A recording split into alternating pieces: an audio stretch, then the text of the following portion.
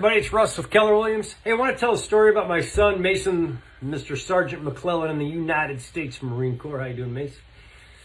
My son was little. I think he had a Honda 50. And we went to a place to ride his Honda 50. First motocross track he ever went in. He wasn't very old. First one he's ever been to.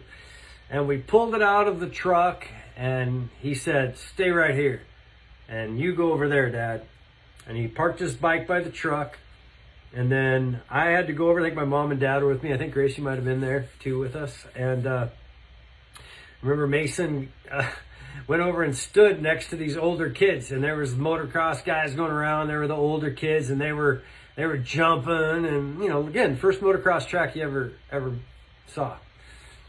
And what was funny about this mindset of my, I don't know how old, 5 years old maybe, 6 years old, 7 years old, I don't know, pretty young. He just sat there and kind of looked up. It was like,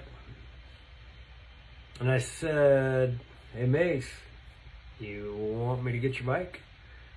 And he goes, "No." And then pretty soon, he walked over and he got his bike out and he pushed his bike up and he put it on the kickstand with all the other kids, big kids, little kids, and he just sat there like nice and quiet, kind of James Dean style, Mr. Motocross. He was brand new. He was little. And I and my mom and dad and Grace, we had to stay away. We couldn't be by the kids, right? But what I loved about my son, the Marine, when he was 5, however old he was, not very old, is that he came over and the first thing he did is got his helmet, he's got his gloves, kind of put them on, and then he kind of went back, as I remember it, to the kids. And then pretty soon he came back in and I said, "What do you think, Mace?" And he said, "I'm going in." That's all he said. Gets on his bike, throws the motocross helmet up. I'm like, "Oh boy, here we go." I think Grace, you were probably like, "Ah," as Mason's mom. And he goes around and he's never been on a track. But what I loved about him is he was very quiet, but aggressive, right? My daughter, aggressive, but not so quiet. She's kind of a flamethrower. Hi, David. She's a flamethrower still. Dr. McClellan, thank you, kid. You're doing good. And anyway, first lap around the track, Mason just hit it, right? Like most kids would be cautious. Not Mason. He's full bore. I don't know if he slipped or what, but he hit that little Honda 50 and it shot, and he hit a king jump. And he flew through the air. And then he landed, just crashed, totally wiped out. And all the kids that were standing on the side were like, "Ooh, that looks like it hurt." And Mason just went, "Yeah!" He stood up and he just started screaming. And what I love about this story is it reminds me of a lot just in life, right?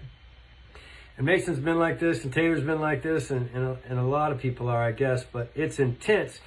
It's not what happens to you that defines you. Right? It wasn't that Mason crashed, that, you know, first go around the track. That was actually kind of cool.